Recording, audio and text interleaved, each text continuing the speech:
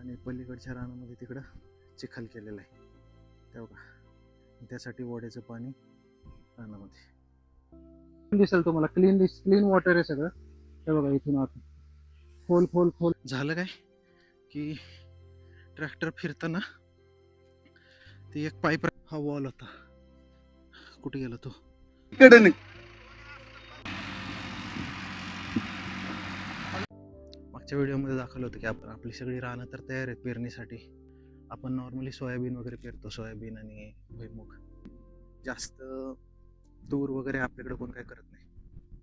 आधी व्हायची तूर, पण नंतर सगळे लोक आता नगदी पिकांकडे वळली. ते म्हणजे कसं, सोयाबीन कसं 3 महिन्यामध्ये विकलं, एक 45, 50, 55 काय मिळतो तो रेट मिळतो किलोला विकल्यानंतर. त्याच्यामध्ये पण फायदा होतो.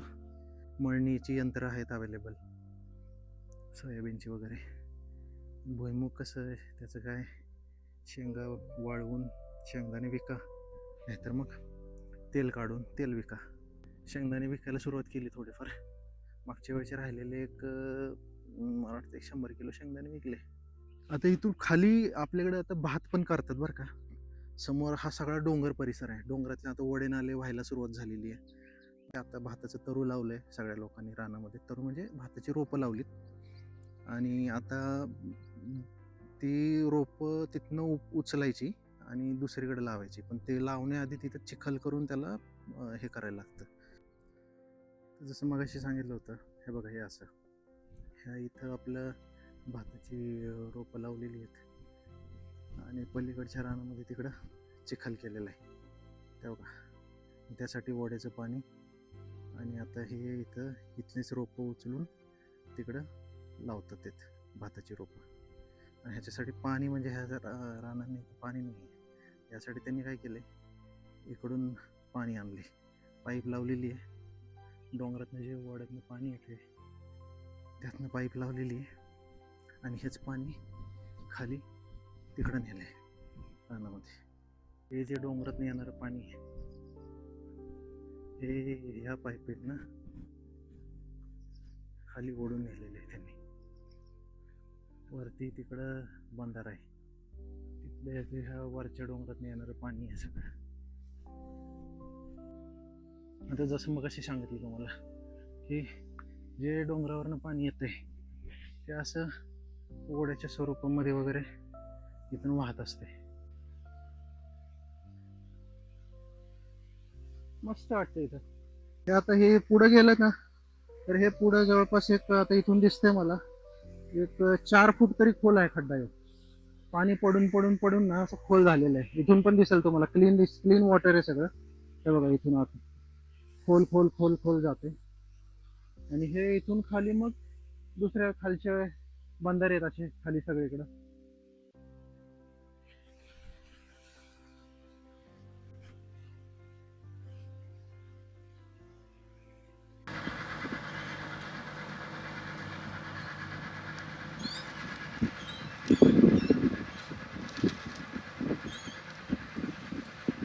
सकाळी 11ला येणारे ट्रॅक्टर आत्ता आलाय 4 वाजता. आत्ताच पेरणी चालली, ट्रॅक्टर उशिरा चालला होता.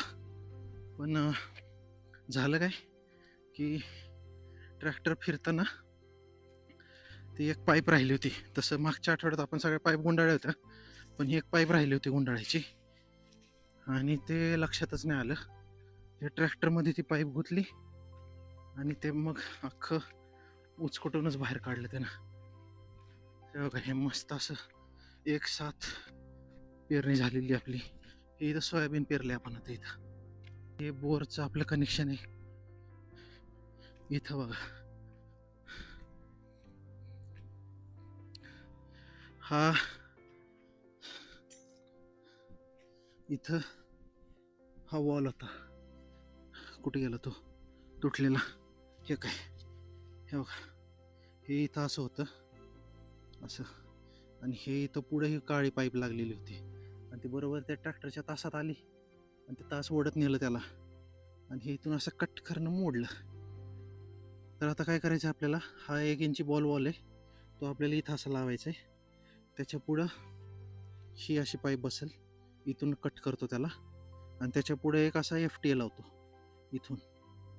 FTA लावल्यावरती हे त्याच्यामध्ये आपलं एक स्टीलची तोटी लावायची, म्हणजे त्याच्यामध्ये आपली रबरी पाईप बसेल. ही एक पाईपचा तुकडा कापून घेऊया. आय थिंक एवढं सफिशियंट आहे इथं.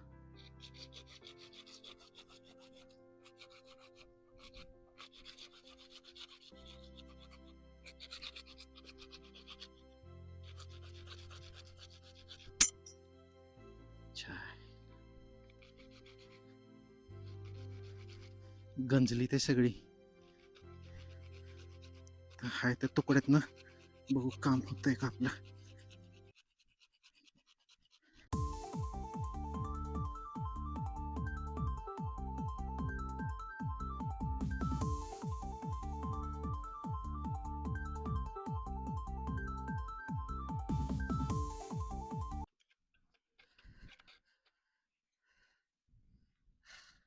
झालं.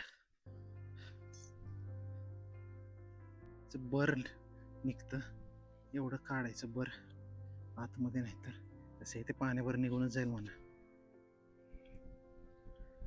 ठीक आहे, आता सोल्युशन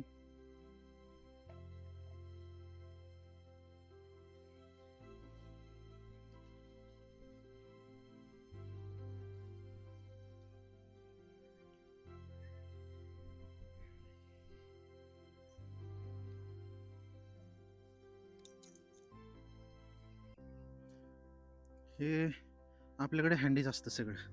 म्हणजे हे प्लंबिंगचं काय कधी पण गरज पडते. कसं इकडं तिकडं पळापळी करण्यापेक्षा ना हे छोटे छोटे आयटम शेडातच ठेवतो मी, आपल्याला उपयोगाला येतात. आता नाहीतर मग प्लंबरला बोलवा, ते कधी त्याला टाइम भेटतोय असं.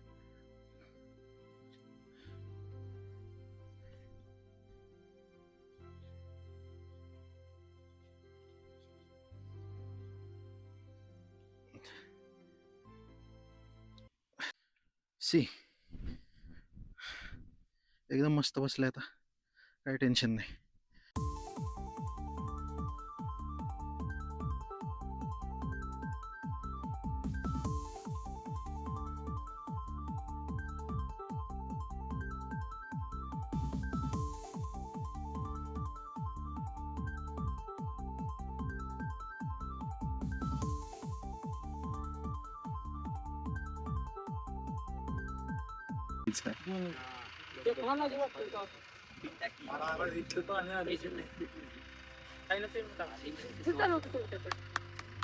कडन आहे की कडन. हा येतो. कसं आहे बरोबर कसं आलं जरा मागे नको जरा नको जरा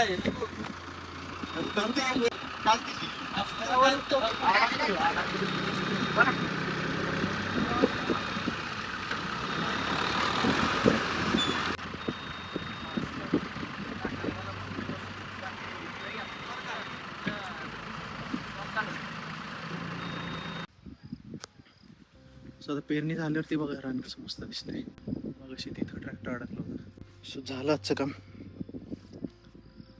सकाळपासून खूप काम झालंय. मेन म्हणजे ते पेरणी झाली आणि ती पाईप तुटली होती ती पण बसवली. थोडं आंब्यांचे छाटले, अजून ते होल पडले होते, बांध फुटले होते, ते सगळे मिटवले. सो व्हिडिओ जर आवडला असेल तर लाईक करा, शेअर करा. थँक्यू.